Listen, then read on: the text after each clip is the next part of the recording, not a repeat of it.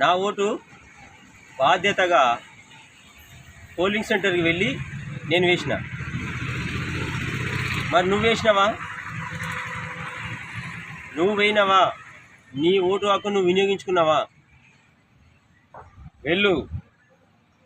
వెళ్ళి బాధ్యతగా భారతదేశ పౌరునిగా వెళ్ళి నీ ఓటు వెయ్యి.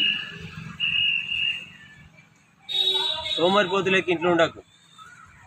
నువ్వు నడుచుకుంటూ పోతావా, ఆటోలో పోతావా, కార్లో పోతావా, బైక్ మీద పోతావా, నీ ఇష్టం. కానీ ఓటు వెయ్యి.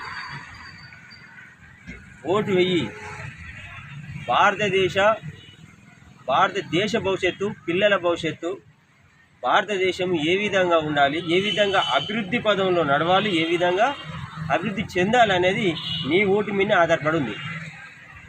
నేను Telangana YouTuber Mandamarri YouTube star